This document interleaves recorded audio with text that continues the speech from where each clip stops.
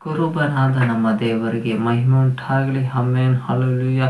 ಈ ದಿನ ದೇವರಾತ್ಮನು ಸಭೆಯಾದ ನಮ್ಮೆಲ್ಲರಿಗೆ ಕೊಟ್ಟಿರುವಂತಹ ಸಂದೇಶ, ಯೆಹೋವನು ನನಗೆ ಕೃಪನು. The Lord is my shepherd, Jehovah shield day for day ಮೋರೇನ್. Amen, hallelujah. ದೇವರಾತ್ಮನು ಈ ದಿನ ಸಭೆಯಾದ ನಮ್ಮೆಲ್ಲರಿಗೂ ಕೊಟ್ಟಿರುವಂಥ ವಾಕ್ಯವನ್ನು ನಾವೆಲ್ಲರೂ ಓದಿಕೊಳ್ಳುವವರಾಗಿರೋಣ. ಕೀರ್ತನೆಗಳು 23ನೇ ಅಧ್ಯಾಯ 1ನೇ ವಾಕ್ಯವನ್ನು ನಾವೆಲ್ಲರೂ ಓದಿಕೊಳ್ಳುವವರಾಗಿರೋಣ. Psalms chapter 23 verse 1 ದೇವರು ಸಭೆಯಾದ ನಮ್ಮೆಲ್ಲರ ಸಂಗಡ ಆತನು ಈ ರೀತಿಯ ಮಾತನಾಡ್ತಾ ಇದ್ದೇನೆ. The lord is my shepherd, I shall not want. ಯೆಹೋವನು ನನಗೆ ಕುರುಬನು, ಕೊರತೆ ಪಡೆಯನು.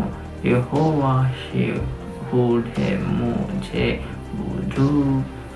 ದೇವರಾತ್ಮನು ಕೊಟ್ಟಿರುವಂತಹ ಈ ವಾಕ್ಯಕ್ಕಾಗಿ ನಾವೆಲ್ಲರೂ ಸ್ತೋತ್ರವನ್ನು ಸಲ್ಲಿಸುತ್ತಾ ನಾವು ವಾಕ್ಯಕ್ಕಾಗಿ ಪ್ರಾರ್ಥನೆಯನ್ನು ಮಾಡಿಕೊಳ್ಳೋಣ. ನಮ್ಮಲ್ಲಿ ವಾಸ ಮಾಡುವ ದೇವರ ಆತ್ಮನೇ ನಿನಗೆ ಸ್ತೋತ್ರ. ಈ ದಿನ ದೇವರಾತ್ಮನೇ ನೀವು ಕೊಟ್ಟಂಥ ವಾಕ್ಯಕ್ಕಾಗಿ ನಾವು ವಂದನೆಯನ್ನು ಸಲ್ಲಿಸ್ತೇವೆ. ದೇವರ ಈ ವಾಕ್ಯದ ಮುಖಾಂತರ ಸಭೆಯಾದ ನಮ್ಮೆಲ್ಲರ ಸಂಗಡ ಈ ದಿನ ನೀನು ಮಾತನಾಡಲು ಶಕ್ತನಾಗಿರುವುದಕ್ಕಾಗಿ ಸ್ತೋತ್ರ. ಹೌದು ದೇವರೇ, ಮಾತನಾಡುವ ನಮ್ಮನ್ನು ನಿನ್ನ ಕರಗಳಲ್ಲಿ ಒಪ್ಪಿಸಿಕೊಡುತ್ತೇವೆ. ನಮ್ಮ ಬಾಯಿಂದ ಯಾವುದೇ ಮಾತುಗಳು ಹೊರಡದಿರಲಿ. ಎಲ್ಲವೂ ದೇವರಾತ್ಮನೆ ನಮ್ಮೊಳಗಿನಿಂದ ನೀನು ಮಾತನಾಡೋದ್ರಿಂದ ನೀನು ಮಹಿಮೆಯೊಂದು. ದೇವರೇ, ನಿನ್ನ ವಾಕ್ಯವನ್ನು ಕೇಳುವಂಥ ಎಲ್ಲ ಜನರಲ್ಲೂ ನಿನ್ನ ವಾಕ್ಯವು ಕಾರ್ಯವನ್ನು ಸಾಧಿಸಲಿ. ಅದು ಜೀವ ಇಲ್ಲದಿರುವ ಎಲ್ಲ ಆತ್ಮಗಳಲ್ಲೂ ನಿನ್ನ ಆತ್ಮೀಕ ಜೀವವನ್ನು ಉಂಟು ಮಾಡಲಿ ಎಂದು ನಾವು ಪ್ರಾರ್ಥಿಸ್ತೇವೆ. ಅವರ ಆತ್ಮಗಳು ಬದುಕುವಂತೆ, ನಿನ್ನ ವಾಕ್ಯದ ಮುಖಾಂತರವಾಗಿ ಬದುಕುವಂತೆ ನೀನು ಆಶೀರ್ವದಿಸಬೇಕೆಂದು ನಾವು ಪ್ರಾರ್ಥಿಸ್ತೇವೆ. ದೇವರೇ, ಅವರ ಹೃದಯದಲ್ಲಿ ನಿನ್ನ ವಾಕ್ಯಗಳು ಹಲಗುನೆಟ್ಟಂತಾಗಲಿ. ಅವರು 100ರಷ್ಟು ಫಲವನ್ನು ಕೊಡುವಂಥ ವೃಕ್ಷಗಳಾಗಿ ಬೆಳೆಯತಕ್ಕಂತೆ ದೇವರಾತ್ಮನೇ ನೀನು ಮಾತನಾಡು. ಅವರೆಲ್ಲ ಮಹಿಮೆ ನಿನಗೆ ಮಾತ್ರವೇ ಸಲ್ಲಬೇಕೆಂದು ಯೇಸುವಿನ ಹೆಸರಿನಲ್ಲಿ ಪ್ರಾರ್ಥಿಸಿ ಬಿಡುವುದಿದ್ದೇವೆ ತಂದೆ ಆದ ದೇವರೇ, ಆಮೇನ್, ಹಲ್ಲೆಲೂಯಾ. ದೇವರಿಗೆ ಮಹಿಮೆ ಉಂಟಾಗಲಿ. ದೇವರಾತ್ಮನು ಈ ದಿನ ಸಭೆಯಾದ ನಮ್ಮೆಲ್ಲರಿಗೂ ಕೊಟ್ಟಿರುವಂಥ ವಾಕ್ಯವನ್ನು ನಾವೆಲ್ಲರೂ ಓದಿಕೊಳ್ಳುವವರಾಗಿರೋಣ. ಕೀರ್ತನೆ 23ನೇ ಅಧ್ಯಾಯ 1ನೇ ವಾಕ್ಯವನ್ನು ನಾವೆಲ್ಲರೂ ಓದಿಕೊಳ್ಳುವವರಾಗಿರೋಣ. Psalms chapter 23 verse 1 ದೇವರು ಸಭೆಯಾದ ನಮ್ಮೆಲ್ಲರ ಸಂಗಡ ಆತನು ಈ ರೀತಿ ಮಾತನಾಡ್ತಾ ಇದ್ದಾನೆ. Lord is my shepherd, I shall not want. Amen, hallelujah. Jehovah shepherd ಮುझे ಬೂಜು. ಯೆಹೋವನು ನನಗೆ ಕುರುಬನು, ಕೊರತೆ ಪಡೆಯನು ಎಂದು ದೇವರಾತ್ಮನು ಸಭೆಗಳಿಗೆ ಹೇಳುವುದನ್ನು ಕಿವಿಯುಳ್ಳವನು ಕೇಳಲಿ ಎಂಬುದಾಗಿ ಅಂತ ತಕ್ಷಣಗಳಲ್ಲಿ ಸಭೆಯಾದ ನಮ್ಮೆಲ್ಲರ ಸಂಗಡ ದೇವರಾತ್ಮನು ವಿಶೇಷವಾಗಿ ಮಾತನಾಡುತ್ತಿದ್ದಾನೆ. Amen, hallelujah. ಹಾಗಾದರೆ ದೇವರಾತ್ಮನ ಈ ದಿನ ಸಭೆಯಾದ ನಮಗೆ ಸಂಗಡ ಮಾತನಾಡುವಂಥ ವಾಕ್ಯ, ಯೆಹೋವನು ನನಗೆ ಕುರುಬನಾಗಿದ್ದಾನೆ ಎಂಬುದಾಗಿ. ಹಾಗಾದರೆ ಈ ಯೆಹೋವನು ಯಾರು? ಹೂ ಇಸ್ ದ ಜೆಹೋವಾ ಎಂಬುದನ್ನು ನಾವು ಮೊದಲು ಅರ್ಥ ಮಾಡಿಕೊಳ್ಳುವವರಾಗಿರ್ಬೇಕು. ಆಮೆನ್. ಹಾಗಾದರೆ ಈ ಯೆಹೋವನು ಯಾರು? ಈ ಯೆಹೋವನು ಹೇಗಿದ್ದಾನೆ? ಈ ಯೆಹೋವನು ಎಲ್ಲಿದ್ದಾನೆ ಎಂಬುದರ ಕುರಿತಾಗಿ, ಈ ಯೆಹೋವನ ಕುರಿತಾಗಿ ಪ್ರಕಟಣೆ ಗ್ರಂಥವು ನಮಗೆ ಈ ರೀತಿಯಾಗಿ ತಿಳಿಯಪಡಿಸುತ್ತದೆ. ಪ್ರಕಟಣೆಯಲ್ಲಿ 4ನೇ ಅಧ್ಯಾಯ 11ನೇ ವಾಕ್ಯವನ್ನು ನಾವೆಲ್ಲರೂ ಓದಿಕೊಳ್ಳುವವರಾಗಿರೋಣ. ರೆವಲ್ಯೂಷನ್ ಚಾಪ್ಟರ್ 4 verse 11 ದೇವರಾತ್ಮನು ಸಭೆಯಾದ ನಮ್ಮೆಲ್ಲರ ಸಂಗಡ ಆತನು ಈ ರೀತಿ ಮಾತನಾಡ್ತಾ ಇದ್ದಾನೆ. They are worthy, O Lord, to receive glory and honor and power, for thou hast created all things, and for the pleasure they are and were created. ಪ್ರಕಟಣೆ 4ನೇ ಅಧ್ಯಾಯ 11ನೇ ವಾಕ್ಯದಲ್ಲಿ ದೇವರಾತ್ಮ ಸಭೆಯಾದ ನಮ್ಮೆಲ್ಲರ ಸಂಗಡ ಆತನು ಈ ರೀತಿಯ ಮಾತನಾಡ್ತಾ ಇದ್ದಾನೆ. ಕರ್ತನೇ, ನಮ್ಮ ದೇವರೇ, ನೀನು ಪ್ರಭಾವ, ಮಾನ, ಬಲಗಳನ್ನು ಹೊಂದುವುದಕ್ಕೆ ಯೋಗ್ಯನಾಗಿದ್ದಿ. ಸಮಸ್ತವನ್ನು ಸೃಷ್ಟಿಸಿದಾತನು ನೀನೇ. ಎಲ್ಲವೂ ನಿನ್ನ ಚಿತ್ತದಿಂದಲೇ ಇದ್ದವು, ನಿನ್ನ ಚಿತ್ತದಿಂದಲೇ ನಿರ್ಮಿತವಾದವು ಎಂದು ಹೇಳುತ್ತಾ ಯುಗ ಯುಗಾಂತರಗಳಲ್ಲಿಯೂ ಜೀವಿಸುವಾತನನ್ನು ಆರಾಧಿಸುತ್ತಾರೆಂದು ದೇವರಾತ್ಮ ಸಭೆಗಳಿಗೆ ಹೇಳುವುದನ್ನು ಕಿವಿಯುಳ್ಳವನು ಕೇಳಲಿ ಎಂಬುದಾಗಿ ಅಂತ ತಕ್ಷಣಗಳಲ್ಲಿ ಸಭೆಯಾದ ನಮ್ಮೆಲ್ಲರ ಸಂಗಡ ದೇವರಾತ್ಮನು ವಿಶೇಷವಾಗಿ ಮಾತನಾಡುತ್ತಿದ್ದಾನೆ. Amen, hallelujah. ಹಾಗಾದರೆ ಯೆಹೋವ ದೇವರು ಸಮಸ್ತವನ್ನ ಉಂಟು ಮಾಡಿದ ದೇವರು. ಈತನು ಯಾರಾಗಿದ್ದಾನೆ? ಈತನು ನಮ್ಮ ದೇವರಾಗಿದ್ದಾನೆ, ನಮ್ಮ ಕರ್ತನಾಗಿದ್ದಾನೆ. Amen, hallelujah. ಈತನು ಮಾನ, ಪ್ರಭಾವ, ಫಲಗಳನ್ನ ಹೊಂದುವುದಕ್ಕೆ ಯೋಗ್ಯನಾದ ದೇವರು. ಈತನು ಸಮಸ್ತವನ್ನ ಸೃಷ್ಟಿಸಿದಾತನು ದೇವರು.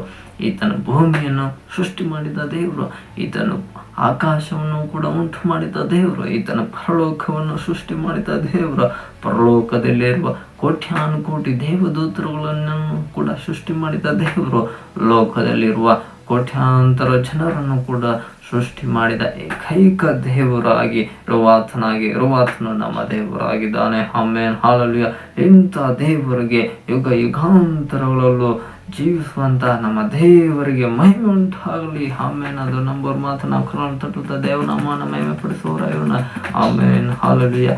ಯಾವಾಗ ನಾವು ಕೂಡ ಹೀಗೆ ದೇವರನ್ನ ಮಹಿಮೆ ಪಡಿಸ್ತೇವೆ, ಯಾವಾಗ ನಾವು ಕೂಡ ದೇವರನ್ನ ಆರಾಧಿಸ್ತೇವೋ, ಆಗ ನಮ್ಮಿಂದ ದೇವರು ಮಹಿಮೆ ಹೊಂದುವವನಾಗಿರ್ತಾನೆ. ಆಗ ಆತನ ನಮ್ಮನ್ನು ಸೃಷ್ಟಿ ಮಾಡೋದಕ್ಕೂ ಒಂದು ಸಾರ್ಥಕ ಆಗುತ್ತೆ. ಆಮೇನ್, ಹಲ್ಲೆಲೂಯಾ. ಯಾಕೆಂದ್ರೆ ನಾವು ಆತನ ಸೃಷ್ಟಿಗಳಾಗಿದ್ದೇವೆ. ಸೃಷ್ಟಿಗಳಾದವರು ಸೃಷ್ಟಿಕರ್ತನನ್ನ ಆರಾಧನೆ ಮಾಡಬೇಕು. ಅದು ಆತನ ಮೆಚ್ಚುವಂತ ವಿಷಯವಾಗಿದೆ. ಅದು ಬಿಟ್ಟು ಸೃಷ್ಟಿಗಳಾದ ನಾವು ಲೋಕದ ಅನ್ಯರಂತೆ ನಾವು ಪೂಜಿಸುವುದು, ವಿಗ್ರಹಾರಾಧನೆ ಇವೆಲ್ಲ ಮಾಡುವುದು ಇದು ದೇವರಿಗೆ ಕೋಪವನ್ನ ತರಿಸುವಂತ ವಿಷಯವಾಗಿದೆ ಎಂದು ದೇವರಾತ್ಮ ಸಭೆಗಳಿಗೆ ಹೇಳುವುದನ್ನು ಕೇಳಲಿ. ಆಮೇನ್, ಹಲ್ಲೆಲೂಯಾ. ಅವರ ಪರಲೋಕದಲ್ಲಿರುವ ಕೋಟಿ ದೇವದೂತರು ಅವರ ಸುತ್ತಲೂ ಇದ್ದಾರೆ, ದೇವರ ಸುತ್ತಲೂ. ಆಮೇನ್, ಹಲ್ಲೆಲೂಯಾ. ಈ ವಾಕ್ಯಗಳಲ್ಲಿ ಪ್ರಕಟಣೆ 4ನೇ ಅಧ್ಯಾಯವನ್ನೆಲ್ಲ ಸಂಪೂರ್ಣವಾಗಿ ಓದುವುದಾದ್ರೆ ಅದರಲ್ಲಿ 24 ಹಿರಿಯರು ಇರ್ತಾರೆ. 24 ಹಿರಿಯರ ಸುತ್ತಲೂ ಕೂಡ 4 ಜೀವಿಗಳಿದ್ದಾವೆ. ಆ 4 ಜೀವಿಗಳು ಒಂದು ಸಿಂಹದಂತೆ ಇದೆ, ಇನ್ನೊಂದು ಗರುಡ ಪಕ್ಷಿ ಅಂತ ಇದೆ, ಇನ್ನೊಂದು ಮನುಷ್ಯನಂತಿದೆ, ಇನ್ನೊಂದು ಗೋಳಿ ಅಂತಿದೆ. ಈ 4 ಪಕ್ಷಿಗಳ ಸುತ್ತಲೂ ಇದ್ದಾವೆ. ಆಮೇನ್, ಹಲ್ಲೆಲೂಯಾ. ಹಾಗಾದ್ರೆ ಮಧ್ಯದಲ್ಲಿ ಯಾರಿದ್ದಾರೆ ಅಂದ್ರೆ ದೇವರಿದ್ದಾನೆ. ಆಮೇನ್, ಹಲ್ಲೆಲೂಯಾ. ಈತನು ಯೆಹೋವನಾಗಿದ್ದಾನೆ, ತಂದೆಯಾದ ದೇವರಾಗಿ ಕಾಣಿಸಿಕೊಳ್ಳುವವನಾಗಿರುತ್ತಾನೆ. ಆಮೇನ್, ಹಲ್ಲೆಲೂಯಾ. ಇಂಥ ನಮ್ಮ ದೇವರಿಗೆ ಪ್ರಭಾವ, ಮಾನ, ಬಲಗಳನ್ನ ಹೊಂದುವಂತಹ ದೇವರು ನಮ್ಮ ದೇವರಾಗಿದ್ದಾನೆ. ಈತನು ಸಮಸ್ತವನ್ನ ಸೃಷ್ಟಿ ಮಾಡಿದ ಆತನು. ಈತನು ವರ್ತಮಾನ ಕಾಲದಲ್ಲೂ, ಭೂತ ಕಾಲದಲ್ಲೂ, ಭವಿಷ್ಯತ್ ಕಾಲದಲ್ಲೂ ಕೂಡ ಇರುವಂತ ಸರ್ವಶಕ್ತನಾದ ದೇವರಾಗಿದ್ದಾನೆ. ಈತನಿಗೆ ಅಸಾಧ್ಯವಾದದ್ದು ಒಂದು ಲೋಕದಲ್ಲಿಲ್ಲ. ಈತನು ಎಲ್ಲವನ್ನ ಸೃಷ್ಟಿ ಮಾಡಿದವನಾಗಿದ್ದಾನೆ. ಎಲ್ಲರ ಮೇಲೆ ಈತನೊಬ್ಬನಿಗೆ ಸಮಸ್ತ ಅಧಿಕಾರವಿದೆ. ಆದ್ರಿಂದ ಈತನು ಸರ್ವಾಧಿಕಾರಿಯೂ ಆಗಿದ್ದಾನೆ. ಆಮೇನ್, ಹಲ್ಲೆಲೂಯಾ. ಈ ಪರಲೋಕವೆಲ್ಲ ಮುತ್ತು, ರತ್ನ, ವಜ್ರ, ವೈಡೂರ್ಯಗಳಿಂದ ಕಟ್ಟಲ್ಪಟ್ಟಂತ ಅತಿ ದೊಡ್ಡ ವಿಜೃಂಭಣೆಯಾದಂತಹ ಲೋಕ ಅದು ಮಹಾಪರಲೋಕವಾಗಿದೆ. ಆಮೇನ್, ಹಲ್ಲೆಲೂಯಾ. ಇಂಥ ಮಹಾಪರಲೋಕದಲ್ಲಿ ಪರಲೋಕದ ತಂದೆಯಾದ ದೇವರು ಯೆಹೋವನಾಗಿ ಅಲ್ಲಿ ಇದ್ದಾನೆ. ಇಂಥ ದೇವರೇ ನಮ್ಮ ದೇವರಾಗಿದ್ದಾನೆ. ಅದನ್ನು ನಂಬೋರು ಮಾತ್ರ ನಾವು ಕರಳು ತಟ್ಟುತ್ತಾ ದೇವರು ನಮ್ಮನ್ನು ಮಹಿಮೆ ಪಡಿಸುವವರಾಯೋಣ. ಆಮೇನ್, ಹಲ್ಲೆಲೂಯಾ. ಆದರೆ ಇಂಥ ದೇವರಿಗೆ ಮಕ್ಕಳಾಗುವಂತ ಒಂದು ದೊಡ್ಡ ಕೃಪೆಯನ್ನು ಕೊಟ್ಟ ನಮ್ಮ ದೇವರಿಗೆ ನಾವು ಆಮೇನ್ ಹೇಳೋಣ. ಆಮೇನ್, ಹಲ್ಲೆಲೂಯಾ. ಇದು ಆತನು ಕೊಟ್ಟಂತ ಒಂದು ಶ್ರೇಷ್ಠ ಕೃಪೆ ಆಗಿದೆ. ಆಮೇನ್. ಅದಲ್ಲದೆ ಬೇರೆ ಇನ್ನೇನು ಇಲ್ಲ. ನಮ್ಮನ್ನ ಆಯ್ಕೆ ಮಾಡಿದ ನಮ್ಮ ದೇವರಿಗೆ ಮಹಿಮೆ ಉಂಟಾಗಲಿ. ಆಮೇನ್, ಹಲ್ಲೆಲೂಯಾ. ಯಾಕೆಂದ್ರೆ ಆತನ ಚಿತ್ತದಲ್ಲಿ ಆತನೇ ನಮ್ಮನ್ನ ಜಗದುತ್ಪತ್ತಿಗೆ ಮುಂಚೆ ಕ್ರಿಸ್ತೇಸುವಿನಲ್ಲಿ ಆರಿಸಿ ತೆಗೆದುಕೊಂಡಿದ್ದಾನೆ. ಅದಕ್ಕಾಗಿ ನಾವು ಆತನಿಗೆ ಸ್ತೋತ್ರವನ್ನು ಸಲ್ಲಿಸಬೇಕು. ಆಮೇನ್, ಹಲ್ಲೆಲೂಯಾ. ಈ ಪರಲೋಕದ ಸಾಮ್ರಾಜ್ಯದಲ್ಲಿ ಪರಲೋಕದ ದೇವರನ್ನ ಆರಾಧನೆ ಮಾಡುವುದಕ್ಕೆ ಕೋಟ್ಯಾಂತರ ದೇವದೂತರುಗಳು ಇದ್ದಾರೆ. 24 ಹಿರಿಯರು ಅವರ ಸುತ್ತಲೂ ಇದ್ದಾರೆ. ಆಮೇನ್, ಹಲ್ಲೆಲೂಯಾ. ಅದರ ಸುತ್ತಲೂ 4 ಜೀವಗಳಿದೆ. ಅದರ ಮಧ್ಯದಲ್ಲಿ ದೇವರಿದ್ದಾನೆ. ಆಮೇನ್, ಹಲ್ಲೆಲೂಯಾ. ಈ ರೀತಿಯಾದಂಥ ಒಂದು ಸೂಪರ್ ಆದಂಥ ವಿಚಾರ ಸನ್ನಿವೇಶ ಪರಲೋಕದಲ್ಲಿದೆ. ಇದನ್ನ ಅತಿ ಬೇಗನೆ ನಾವು ಯೇಸುವಿನ ರಹಸ್ಯ ಬರೋಣದ ಮುಖಾಂತರವಾಗಿ ನೋಡುವಂತ ಮಹಾ ಕೃಪೆಯ ಭಾಗ್ಯವನ್ನ ಕ್ರಿಸ್ತೇಸುವಿನಲ್ಲಿ ಅನುಗ್ರಹಿಸಿ ಕೊಟ್ಟಂತ ದೇವರಿಗೆ ಮಹಿಮೆ ಉಂಟಾಗಲಿ. ಆಮೇನ್. ಅದು ನಂಬರು ಮಾತು ನಾವು ಕರೋಣ ತಟ್ಟುತ್ತ ದೇವರು ನಮ್ಮನ್ನ ಮಹಿಮೆ ಪಡಿಸುವವರಾಯೋಣ. ಆಮೇನ್, ಹಲ್ಲೆಲೂಯಾ. ಯಾಕಂದ್ರೆ ಲೋಕದಲ್ಲಿ ಒಬ್ಬ ಹೀರೋ ಬರ್ತಾನಂದ್ರೆ ಏನೇನೋ ಅದರಲ್ಲಿ ಏನೇನೋ ಎಡಿಟಿಂಗ್ ಅಂದರೆ ಎಲ್ಲ ಮೂವಿಯಲ್ಲೂ ಎಡಿಟಿಂಗ್ ಇದ್ದೇ ಇರುತ್ತೆ. ಆಮೇಲೆ ಒಂದು ವಿಡಿಯೋಗಳಲ್ಲೂ ಕೂಡ ಎಡಿಟಿಂಗ್ ಇದ್ದೇ ಇರುತ್ತೆ. ಇದುವರೆಗೂ ಎಡಿಟಿಂಗೇ ಇಲ್ಲದೆ ಇರುವಂಥ ವಿಡಿಯೋ ಮೂವಿ ಏನೇ ಇದ್ರು ಅದು ಪರಲೋಕದ ಮಾತ್ರ. ಆಮೇಲೆ ಹಲ್ಲೆಲೂಯಾ. ಅಲ್ಲಿ ಹೋದಾಗ ನಾವು ಕ್ರಿಸ್ತ ಯೇಸುವನ್ನ ನೋಡುವಂತಹದ್ದೇ ಅತಿ ದೊಡ್ಡ ಭಾಗ್ಯವಾಗಿದೆ. ಆಮೇನ್, ಹಲ್ಲೆಲೂಯಾ. ಯೇಸು ಕ್ರಿಸ್ತನ ಹಿಂಗೆ ಬರ್ತಾ ಇದ್ದಾನೆ ಅಂದ್ರೆ 24 ಹಿರಿಯರು ತಮ್ಮ ಕಿರೀಟಗಳನ್ನೆಲ್ಲ ತೆಗೆದು ಆತನ ಪಾದಕ್ಕಿಟ್ಟು ಆತನಿಗೆ ಅಡ್ಡ ಬಿದ್ದು ಆತನು ನೀನು ಬಲ ಮಾನ ಪ್ರಭಾವಗಳಿಗೆ ಎಲ್ಲವನ್ನ ಹೊಂದುವುದಕ್ಕೆ ಯೋಗ್ಯನಾಗಿದ್ದಿ, ನೀನು ಸಮಸ್ತವನ್ನು ಸೃಷ್ಟಿ ಮಾಡಿದ ದೇವರಾಗಿದ್ದಿ ಎಂಬುದಾಗಿ ಆತನ ಮಹಿಮೆಪಡಿಸುವಾಗ ನಮ್ಮ ಹೀರೋ ಯೇಸು ಕ್ರಿಸ್ತನು ಇನ್ನೆಷ್ಟು ಬಲಿಷ್ಠನಾಗಿದ್ದಾನೆ. Amen, hallelujah. ಆತನ ಅತಿ ದೊಡ್ಡ ಕೃಪೆ ಮುಖಾಂತರವಾಗಿ ನಾವು ರಕ್ಷಣೆ ಹೊಂದುವಂತೆ ದೇವರು ನಮಗೆ ಅನುಗ್ರಹಿಸಿ ಕೊಟ್ಟಂಥ ಮಹಾ ಕೃಪೆಗಾಗಿ ನಾವು ದೇವರಿಗೆ ಸ್ತೋತ್ರವನ್ನು ಸಲ್ಲಿಸುವವರಾಗಿರಬೇಕು. Amen, hallelujah. ಆತನಿಲ್ಲದೆ ಲೋಕದಲ್ಲಿ ಒಂದು ಕೂಡ ಸೃಷ್ಟಿ ಆಗಲಿಲ್ಲ ಎಂಬುದಾಗಿ ದೇವರ ವಾಕ್ಯವು ಹೇಳುವಂಥದ್ದಾಗಿದೆ. Amen, hallelujah. ಆತನಿಂದಲೇ ಸಮಸ್ತ ಉಂಟಾಯಿತು. ಹಾಗಾದರೆ ಇಂಥ ದೇವರು ನಮಗೆ ಕುರ್ಬಾನಾದರೆ ನಮಗೆ ಇನ್ಯಾವುದಾದ್ರೂ ವಿಷಯದಲ್ಲಿ ಕೊರತೆ ಇರುತ್ತದೋ? ಇಲ್ಲವೇ ಇಲ್ಲ. ಹಾಗಾದರೆ ಈ ವಾಕ್ಯವನ್ನು ಹೇಳುವಂಥ ದಾವೀದನು ಕೂಡ ಅವನು ಕೂಡ ಒಬ್ಬ ಕುರ್ಬಾನೆಯಾಗಿದ್ದಾನೆ. Amen, hallelujah. ಈ ದಾವೀದನು ಕುರಿಗಳನ್ನು ಕಾಯಿಸ್ತಾ ಇರುವಾಗ ಅನೇಕ ಸಿಂಹಗಳು ಕೂಡ ತೋಳಗಳು ಕೂಡ ಅವೆಲ್ಲ ದಾವೀದನ ವಿರುದ್ಧವಾಗಿ ಬರ್ತಾ ಇದ್ವಾ, ಕುರಿಗಳ ವಿರುದ್ಧವಾಗಿ ಬರ್ತಿದ್ವು ಅಷ್ಟೇ. Amen, hallelujah. ಕುರಿಗಳನ್ನ ಹೆಂಗಾನ ಹಿಡ್ದು ಅಯ್ಯೋ ಚಿಕನ್ 65 ಮಟನ್ ಬಿರಿಯಾನಿ ಮಾಡ್ಕೊಂಡು ತಿನ್ಕೊಂಬಿಡೋಣ ನಮ್ದಾಗಿ ತೋಳಗಳು ಸಿಂಹಗಳು ಸ್ಕೆಚ್ ಹಾಕೊಂಡೆಲ್ಲ ಬಂದ್ಬಿಡುವು. ಆದರೆ ಅದನ್ನು ಗಮನಿಸಿದಂಥ ದಾವೀದನು ಸಿಂಹಗಳನ್ನು ನೋಡಿ ಭಯಪಡಲ್ಲ, ತೋಳ ನೋಡಿ ಭಯಪಡಲ್ಲ ಎನ್ನೋದಾಗಿದ್ದ. ಧೈರ್ಯದಿಂದ ಸಿಂಹ ಆದ್ರೇನು ತೋಳ ಆದ್ರೇನು ಅಂತಾಗಿ ಅವನ್ನ ಹಿಡಿದು ವಾಡ್ದು ಅದರ ಗದ್ದ ಹಿಡಿದು ಸಿಗದಾಕ್ಬಿಡ್ತಿದ್ದ. ಸಿಂಹನೇ ಸಾಯಿಸ್ಬಿಟ್ಟವನೆ. ಆಮೇನ್, ಹಲ್ಲೆಲೂಯಾ. ಅಷ್ಟುದು ಧೈರ್ಯ ದಾವೀದನಿತ್ತು. ಕಾರಣ ದಾವೀದನ ನಂಬಿಕೆ ದೇವರ ಮೇಲಿತ್ತು. ಈ ದಿನ ನನ್ನ ನಂಬಿಕೆ ದೇವರ ಮೇಲೆ ಇದೆಯೋ, ನನ್ನ ಮೇಲೆ ಇದೆಯೋ, ಅಥವಾ ಕುಟುಂಬದ ಮೇಲೆ ಇದೆಯೋ, ಅಥವಾ ಸಭೆ ಮೇಲೆ ಇದೆಯೋ, ಅಥವಾ ಸೇವಕರ ಮೇಲೆ ಇದೆಯೋ, ನಮ್ಮ ನಂಬಿಕೆ ಯಾರ್ಯಾರ ಮೇಲೆಯೋ ಇರುತ್ತೆ. ಹಾಗಾಗಿ ನಮಗೇನು ಬರಲ್ಲ, ಧೈರ್ಯ ಅನ್ನೋದು ಬರಲ್ಲ. ನಾವು ಯಾವಾಗ ಪರಿಪೂರ್ಣವಾಗಿ ದೇವರನ್ನು ನಂಬ್ತೇವೋ ದೇವರು ನಮಗೆ ಧೈರ್ಯವನ್ನು ಕೊಡುತ್ತಾನೆ. ಯಾಕೆಂದರೆ ನಮಗೆ ಕೊಟ್ಟಿರುವಂಥ ಆತ್ಮ ಬಲ, ಶಿಕ್ಷಣ, ಧೈರ್ಯದ ಆತ್ಮದಲ್ಲೇ ಎಂತ ಶಕ್ತಿ, ಧೈರ್ಯವೆಂಬ ಶಕ್ತಿನ ದೇವರು ನಮಗೆ ಕೊಡುವವನಾಗಿದ್ದಾನೆ. ಆ ಧೈರ್ಯ ನಮಗೆ ಬರಬೇಕು ಅಂದರೆ ನಮ್ಮಲ್ಲಿ ದೇವರ ಆತ್ಮನೇ ಇರಬೇಕು. ಆಮೇನ್, ಹಲ್ಲೆಲೂಯಾ. ದಾವೀದನ ಮೇಲೆ ದೇವರ ಆತ್ಮನಿದ್ದನು, ದಾವೀದನನ್ನು ದೇವರ ಆರಿಸ್ಕೊಂಡಿದ್ದನು. ಹಾಗಾದರೆ ನಮ್ಮನ್ನು ನಿಮ್ಮನ್ನು ಎಲ್ಲರನ್ನ ಆರಿಸ್ಕೊಂಡಿರೋದು ಯಾರು? ಬ್ರದರ್ ಸಿಸ್ಟರ್ಸ್, ದೇವರ ಆರಿಸ್ಕೊಂಡಿದ್ದಾನೆ. ಆಮೇಲೆ ಅಕ್ಕಪಕ್ಕದಲ್ಲಿರೋ ಕೂಡ ಕೈ ಕೊಟ್ಟಿಲಿ, ನನ್ನನ್ನು ದೇವರು ಆಯ್ಕೆ ಮಾಡಿದ್ದಾನೆ ಎಂದರೆ. Amen, hallelujah. God is choose me. Amen, hallelujah. దేవుడు ನನ್ನೇ ಆಯ್ಕೆ చేసినాడు. ಹಲ್ಲೆಲೂಯಾ. ಅವರ ದೇವರು ನಮ್ಮನ್ನು ಆಯ್ಕೆ ಮಾಡಿರುವುದಾದರೆ ಅದರಲ್ಲಿ ದೇವ್ರ ಆಯ್ಕೆ ಮಾಡಿದ್ರೆ ಯಾವತ್ತೂ ಕೂಡ ತಪ್ಪೇ ಇರಲ್ಲ. ಆಮೇನ್, ಹಲ್ಲೆಲೂಯಾ. ಲೋಕದ ರೀತಿಲೆಲ್ಲ ತಪ್ಪೆ. ದಾವೀದ ರಾಜ ಮಾಡ್ತೇನೆ ಅಂದಾಗ ಲೋಕದವ್ರು ಅನ್ಕೊಂಡ್ರು ಇವನು ಒಬ್ಬ ಕುರುಬ, ಇವನನ್ನು ತಗೊಂಡೋಗಿ ಯಾರಾದರೂ ರಾಜ ಮಾಡ್ತಾರೆ ಅಂದಾಗಿ ಅನೇಕ ಜನರು ಬೈಕೊಂಡಿರ್ಬೋದು, ಆಡ್ಕೊಂಡಿರ್ಬೋದು. ಅದಕ್ಕೆ ಎಲ್ಲ ದಾವೀದ ತಲೆ ಕೆಡಿಸ್ಕೊಂಡಿರಲ್ಲ. ಹಾಗೆ ನಮ್ಮನ್ನು ಕೂಡ ದೇವರು ಈ ರೀತಿಯಲ್ಲೆಲ್ಲ ಉಪಯೋಗಿಸ್ತಾನೆ ಅಂತ ನಾವು ಕೂಡ ಅಂದ್ಕೊಂಡಿದ್ವಾ? ಇಲ್ವೇ ಇಲ್ಲ. ದೇವ್ರು ಗೊತ್ತು ಯಾರನ್ನ ಯಾವಾಗ ಹೆಂಗೆ ಯೂಸ್ ಮಾಡಬೇಕು. ಸೃಷ್ಟಿಕರ್ತನ ಗೊತ್ತು ಸೃಷ್ಟಿಗಳನ್ನ ಹೆಂಗೆಲ್ಲ ಯೂಸ್ ಮಾಡ್ಕೋಬೇಕು ಅನ್ನೋದು. ಅದನ್ನ ನಂಬೋರು ಮಾತ್ರ ನಾವು ಕರುವಂತ ದೇವ್ರು ನಮ್ಮನ್ನು ಮಹಿಮೆ ಪಡಿಸುವವರಾಗಿರೋಣ. ಆಮೇನ್, ಹಲ್ಲೆಲೂಯಾ. ಸೃಷ್ಟಿಗಳಾದ ನಾವು ಸೃಷ್ಟಿಗಳನ್ನೇ ನೋಡ್ತಾ ಕೂತ್ಕೋಬಾರ್ದು, ಲೋಕ ಜನ ನೋಡ್ತಾ ಕೂತ್ಕೋಬಾರ್ದು. ಅವ್ನು ಹಿಂಗಂದ, ಇವ್ನು ಹಿಂಗಂದ, ಇವ್ರು ಹಂಗೆ ಬೈದ್ರು, ಅವ್ರು ಹಂಗಂದ್ರು, ಇವ್ರ ಸೇವೆ ತಡೆಯಾಗಿ ನಿಂತರು, ಅವ್ರ ಸೇವೆಗೆ ಎಂಕರೇಜ್ ಮಾಡಿದ್ರು. ಇದೆಲ್ಲ ನಮಗೆ ಬೇಡ ವಿಷಯ. ನಾವು ನಮ್ಮ ದೇವರನ್ನ ನೋಡ್ತಾ ನಮಗೆ ನೇಮಕವಾದ ಓಟದಲ್ಲಿ ನಾವೇ ಓಡಬೇಕು. ಅವ್ರು ಬಂದು ಓಡಿದ್ರು ಏನು ಪ್ರಯೋಜನ ಇಲ್ಲ. ಹಾಗಾಗಿ ನಮ್ಮ ಓಟದಲ್ಲಿ ನಾವೇ ಓಡಬೇಕು. ಆಮೇಲೆ, ಹಲ್ಲೆಲೂಯಾ. ಪಕ್ಕದಲ್ಲಿರೋ ಕೂಡ ಕೈ ಕೂಟಲ್ಲಿ ನಮ್ಮ ಓಟದಲ್ಲಿ ನಾವು ಓಡಬೇಕು. ಆಮೇಲೆ, ಹಲ್ಲೆಲೂಯಾ. ಯಾಕೆಂದರೆ ದೇವ್ರು ನಮ್ಮನ್ನು ಕರೆದಿದ್ದಾನೆ. ನಾವು ದೇವ್ರಿಗಾಗಿ ಓಡೋಣ. ದೇವ್ರಿಗಾಗಿ ಏನು ಕೆಲಸಗಳನ್ನ ಮಾಡಬೇಕು ಅದನ್ನು ಮಾಡಿ ಮುಗಿಸುವವರಾಗಿರೋಣ. ಆದ್ದರಿಂದ ನಮ್ಮ ದೇವರಿಗೆ ಮಹಿಮೆ ಉಂಟಾಗಲಿ. ಆಮೇನ್, ಹಲ್ಲೆಲೂಯಾ. ದಾವೀದನು ನನಗೆ ಹೇಳ್ತಾ ಇದ್ದಾನೆ, ಅವನು ಯೆಹೋವನು ನನಗೆ ಕುರುಬನು ಎಂಬುದಾಗಿ. ಆಮೇನ್, ಹಲ್ಲೆಲೂಯಾ. ಹಾಗಾದರೆ ದಾವೀದನಿಗೆ ಯೆಹೋವನು ಕುರುಬನಾಗಿದ್ದಾನೆ. ಆಮೇನ್. ಆದ್ದರಿಂದ ಯೆಹೋವನು ಆತನಿಗೆ ಧೈರ್ಯವನ್ನು ಕೊಟ್ಟಿದ್ದಾನೆ. ಇದನ್ನು ಆತನು ನಮ್ಮ ದೇವರು ನಮಗೆ ಕುರುಬನಾಗಿರುವುದಾರ ಆತನು ನಮಗೆ ಧೈರ್ಯವನ್ನು ಕೊಡ್ತಾನೆ.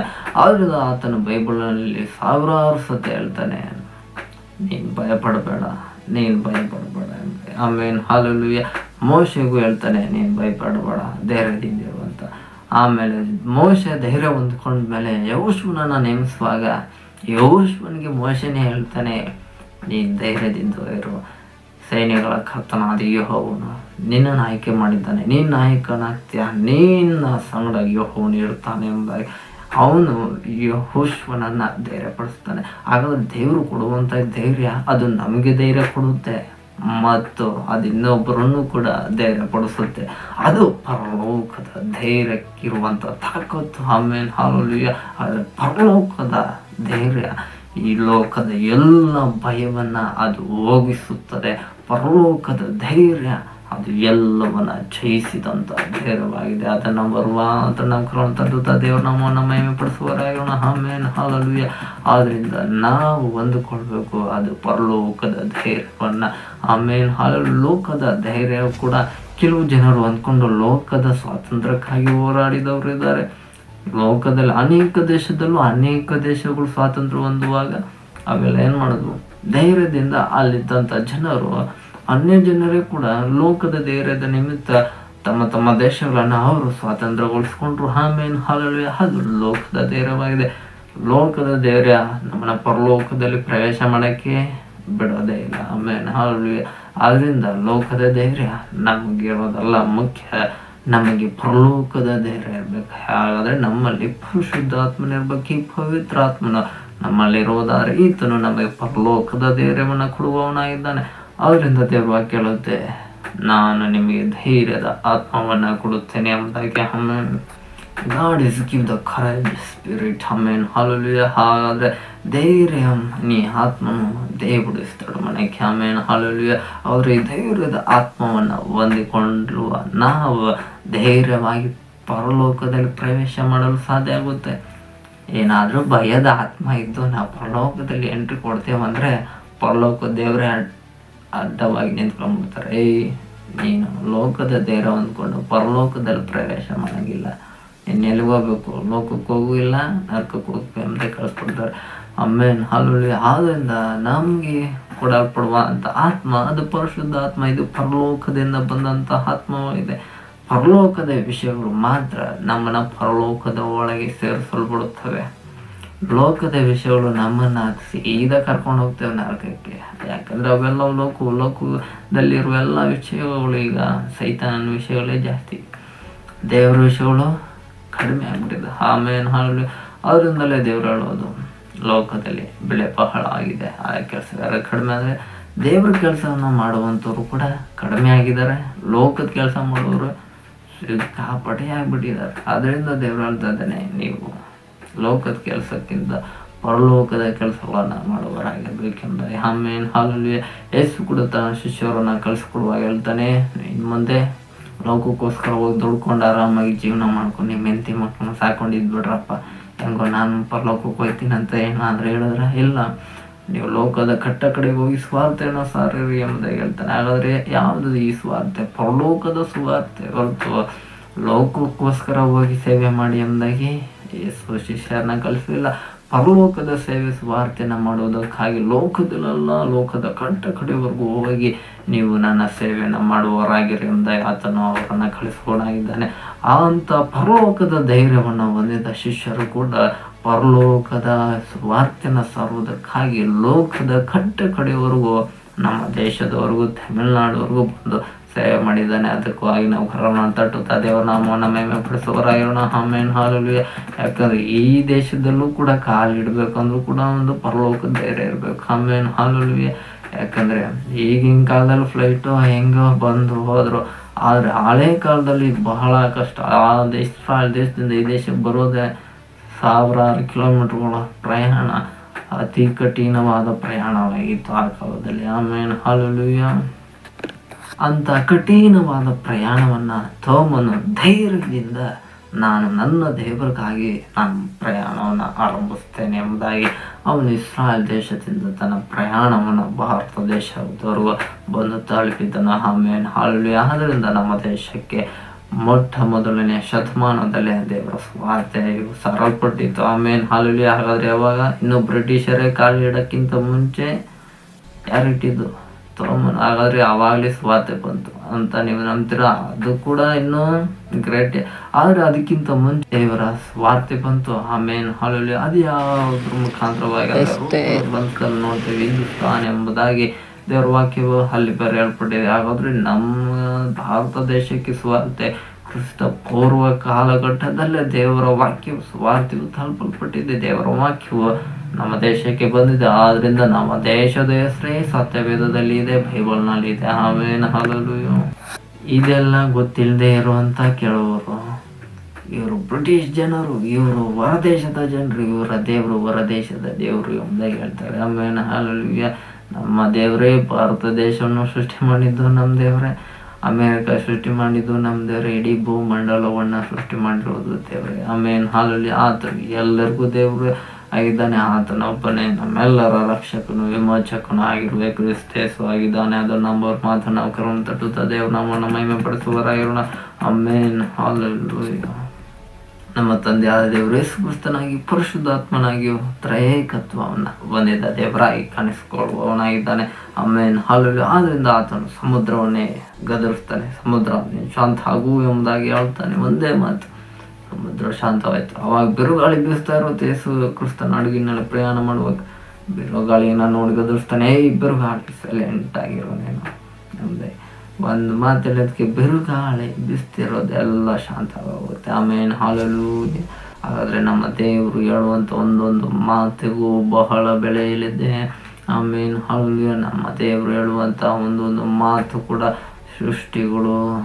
ಸೃಷ್ಟಿಕರ್ತನ ಮಾತಿಗೆ ವಿಧೇಯರಾಗಲೇಬೇಕು, ವಿಧೇಯರಾಗ್ತವೆ. ಆಮೇಲೆ ಹಾಲೆಲೂಯಾ. ಹಾಗಾದ್ರೆ ಮನುಷ್ಯರಾದ ನಾವು ಕೂಡ ಆತನ ಸೃಷ್ಟಿಗಳಾಗಿದ್ದೇವೆ. ಆದರೆ ನಾವು ದೇವರ ಮಾತನ್ನ ಕೇಳ್ತಾ ಇಲ್ವ ಎಂಬುದಾಗಿ ನಿಮ್ಮನ್ನ ನೀವು ಪರಿಶೀಲಿಸಿಕೊಳ್ಳಿ ಎಂಬುದಾಗಿ ದೇವರ ಆತ್ಮ ಸಭೆಗಳಿಗೆ ಹೇಳುವುದನ್ನು ಕಿವಿಯುಳ್ಳವನು ಕೇಳಲಿ. ಆಮೇನ್ ಹಾಲೆಲೂಯಾ.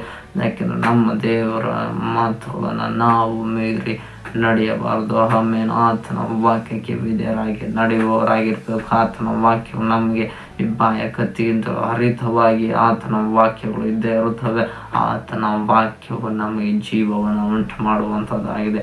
ಈ ಜೀವವು ನಿತ್ಯ ಜೀವವನ್ನು ಉಂಟು ಮಾಡುವಂಥ ವಾಕ್ಯಗಳು ನಮ್ಮ ದೇವರ ಬಳಿಯಲು ಇದೆ. ಆಮೇನ್ ಹಾಲೆಲೂಯಾ. ಆದ್ರಿಂದ ದೇವರು ನಮ್ಮ ದೇವರೇ ಆಗಿರುವುದಕ್ಕಾಗಿ ನಾವು ಆತನಿಗೆ ಮಹಿಮೆಯನ್ನು ಸಲ್ಲಿಸುವರಾಗಿರೋಣ. ಆಮೇನ್ ಹಾಲೆಲೂಯಾ.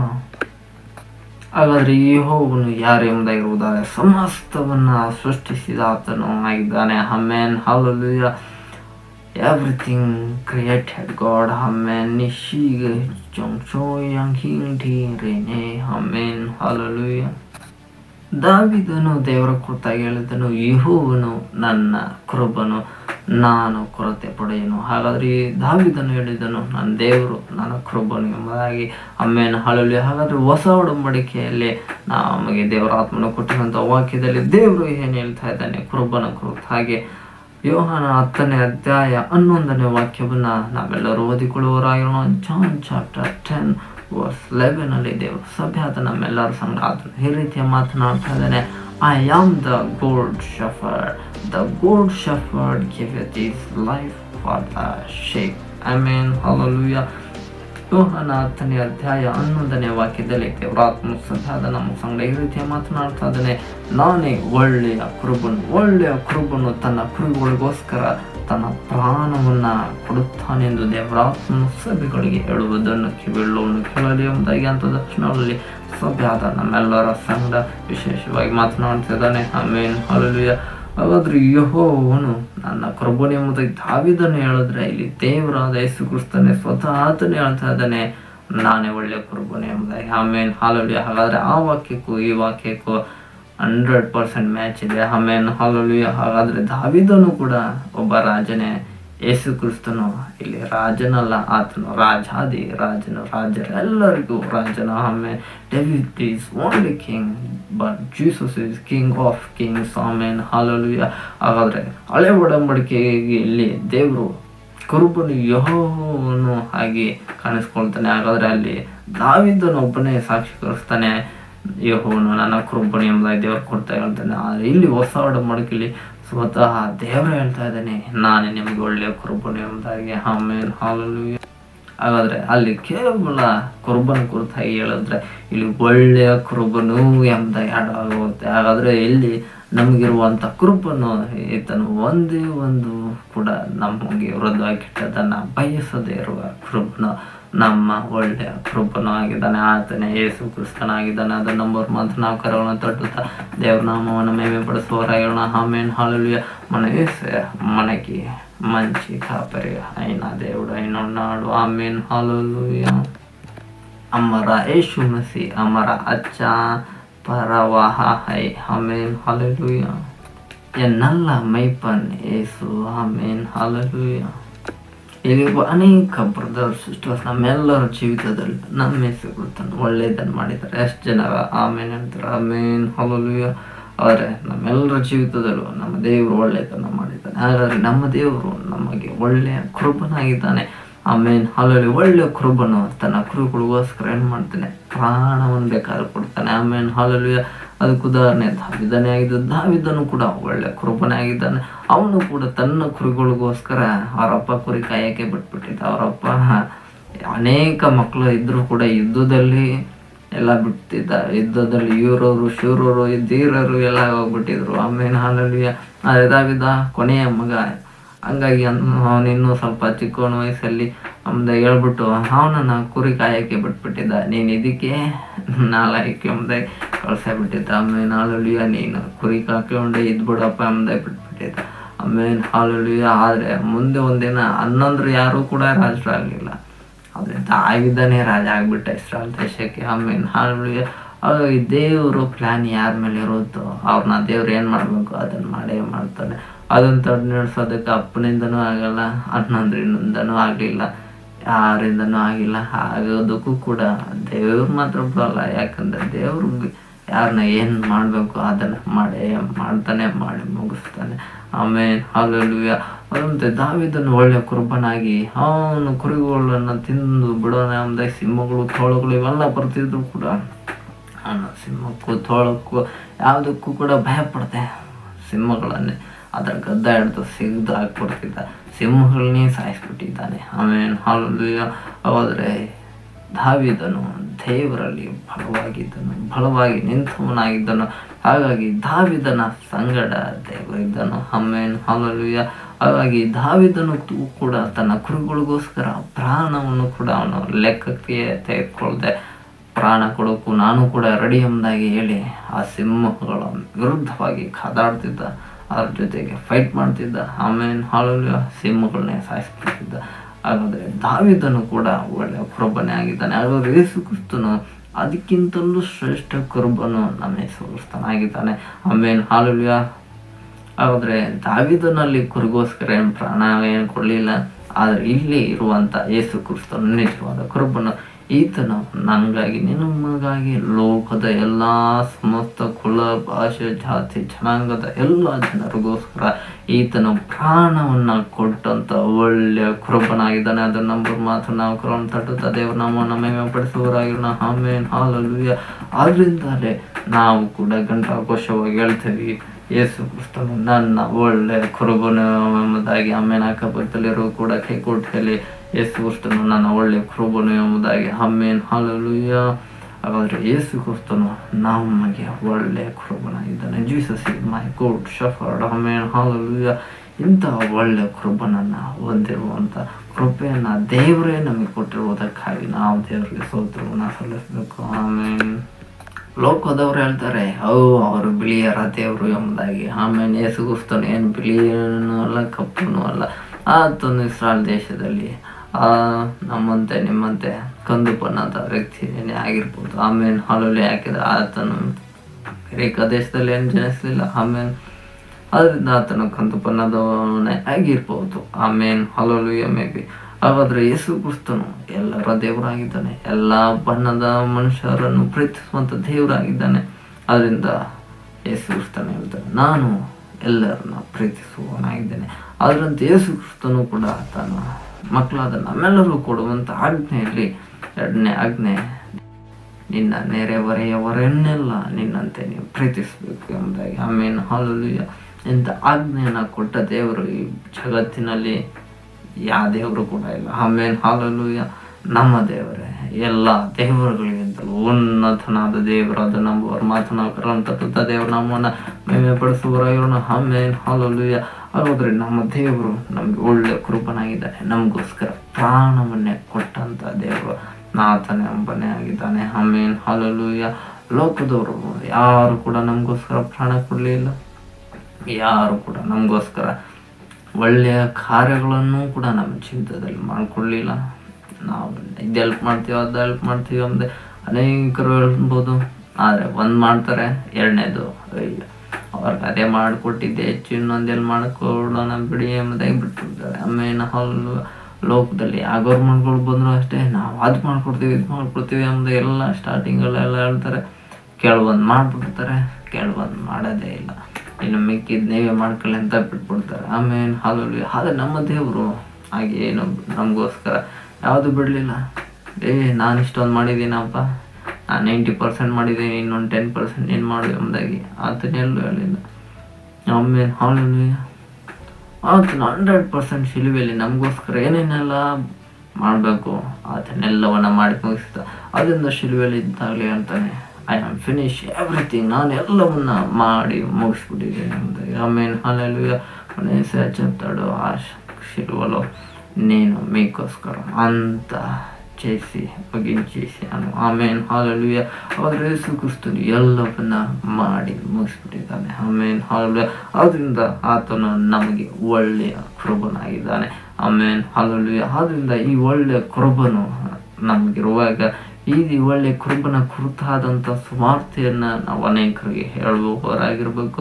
ಅದನ್ನು ಕೇಳುವಂಥ ಅವರು ಕೂಡ ಹೌದು ನೀವು ಹೇಳಿ ಸರಿ, ನಿಮ್ಮ ಒಳ್ಳೆಯ ಕೃಪನೆ ನಮಗೂ ಕೂಡ ಕೃಪನಾಗಿರಲಿ, ನಿಮ್ಮ ದೇವರೇ ನಮಗೂ ಕೂಡ ದೇವರಾಗಿರಲಿ ಎಂಬುದಾಗಿ ಹೇಳ್ತಾರೆ. ಆಮೇನ್, ಹಲ್ಲೆಲೂಯಾ. ಅಂತ ಒಂದು ಒಳ್ಳೆಯ ಸಾಕ್ಷಿಯನ್ನು ನಾವು ಲೋಕದಲ್ಲಿಯೂ ಕೂಡ ಹೊಂದುವವರಾಗಿರ್ಬೇಕು. ನಾವು ಸುವಾರ್ತೆಯನ್ನು ಸಾರುವವರಾಗಿರ್ಬೇಕು. ಯೇಸು ಕ್ರಿಸ್ತನ ಒಳ್ಳೆಯ ಕೃಪನಾದ್ದರಿಂದ ಇಸ್ರಾಯೇಲ್ ದೇಶದಲ್ಲಿರುವ ಎಲ್ಲ ಕಡೆಗೂ ಕೂಡ ಆತನು ಹೋಗಿ ಸುವಾರ್ತೆಯನ್ನು ಸಾರುತ್ತಾನೆ. ಆಮೇನ್. ಯೋಹಾನ 10ನೇ ಅಧ್ಯಾಯ 16ನೇ ವಾಕ್ಯದಲ್ಲಿ ದೇವರ ಆತ್ಮನ ಒಳ್ಳೆಯ ಕೃಪನ ಕುರಿತಾಗಿ ಹೇಳ್ತಾನೆ. ಯೋಹಾನ 10ನೇ ಅಧ್ಯಾಯ 16ನೇ ವಾಕ್ಯದಲ್ಲಿ ಕೊನೆಯ ಭಾಗದಲ್ಲಿ ದೇವರ ವಾಕ್ಯ ಹೀಗೆ ಹೇಳ್ತಾ ಇದೆ, ನನ್ನ ಕುರಿಗಳು ನನ್ನ ಸ್ವರಕ್ಕೆ ಕಿವಿಗೊಡುವವು, ಆಗ ಒಂದೇ ಹಿಂಡಾಗುವುದು, ಒಬ್ಬನಿರುವನು ಎಂದು ದೇವರಾತ್ಮ ಸಭೆಗಳಿಗೆ ಹೇಳುವುದನ್ನು ಕಿವಿಯಳುವನು ಕೇಳಲಿ ಎಂಬುದಾಗಿ ಅಂತ ದಕ್ಷಿಣಗಳಲ್ಲಿ ಸಭೆ ಆದ ನಮ್ಮೆಲ್ಲರ ಸಂಘ ದೇವರಾತ್ಮ ವಿಶೇಷವಾಗಿ ಮಾತನಾಡ್ತಾ ಇದ್ದಾನೆ. ಆಮೇಲೆ ಹಲ್ಲೆಲೂಯಾ. ಯಾಕಪ್ಪ ಇದಂತೆ ದಕ್ಷಿಣ ಅಂತ ಹೇಳ್ತಾ ಇದೀವಿ ಅಂತ ಕೆಲವರು ಯೋಚನೆ ಮಾಡ್ತಿರ್ಬೋದು. ಯಾಕಂದ್ರೆ ಈಗಲೇ ರಹಸ್ಯ ಬಣ್ಣ ಬಂದರೆ ಈಗಲೇ ನಾವು ಭೂಮಿದು ಏನೇನು ಗಂಟು ಮುಟ್ಟೆ ಇದೀವಿ ಎಲ್ಲ ಇಲ್ಲೇ ಬಿಟ್ಬಿಟ್ಟು ಪರಲೋಕಕ್ಕೆ ಬೈತಾ ಇರ್ಬೇಕು. ಹಂಗಾಗಿ ಅಂತ ತಕ್ಷಣ ಯಾವ ರಹಸ್ಯ ಬಣ್ಣ ಬರುತ್ತೆ ಗೊತ್ತಿಲ್ಲ. ಆಮೇಲೆ hallelujah. When rapture is coming nobody know that. ಆಮೇಲೆ ಹಲ್ಲೆಲೂಯಾ. ಹಾಗಾಗಿ this is the end momentum. ಆಮೇಲೆ ಹಲ್ಲೆಲೂಯಾ. ಹಾಗಾಗಿ ಇದು ಕೊನೆಯ ಕ್ಷಣದಲ್ಲಿ ನಾವಿದ್ದೇವೆ. ಕೃಪೆಯ ಸಭೆ ಎಲ್ಲ ಜನರು ಕೊನೆಯ ಕ್ಷಣದಲ್ಲೇ ಇರೋದು ನಾವು. ಆಮೇಲೆ ಹಲ್ಲೆಲೂಯಾ. ನಮಗೆ ಕೊಟ್ಟಿರೋದು ಕೂಡ ದೇವರು ಒಂದೇ ಒಂದು ನಿಮಿಷ. ಈ ಒಂದು ನಿಮಿಷ ಯಾವತ್ತು ಮುಗಿಯುತ್ತೋ ನಮಗೂ ಗೊತ್ತಿಲ್ಲ, ಪರಲೋಕದ ದೂತರಿಗೂ ಗೊತ್ತಿಲ್ಲ. ಯೇಸು ಹೇಳ್ತಾನೆ ನನಗೂ ಕೂಡ ಗೊತ್ತಿಲ್ಲ, ಅದು ತಂದೆಯ ವಶದಲ್ಲಿ ಇದೆ ಎಂಬುದು. ಹಾಗಾದರೆ ತಂದೆ ದೇವರು ಮಾತ್ರ ಆ ರಹಸ್ಯ ಬಣ್ಣ ಯಾವಾಗ ಅನ್ನೋದು ಮಾತ್ರ ಗೊತ್ತು. ಆಮೇಲೆ ಹಲ್ಲೆಲೂಯಾ. ಹಾಗಾಗಿ ನಮಗಿರುವಂಥ ಟೈಮ್ ಎಷ್ಟು ದೇವರು ಟೈಮ್ ಕೊಟ್ಟವನಂದರೆ ನಮಗೆ ಒಂದೇ ಒಂದು ನಿಮಿಷ.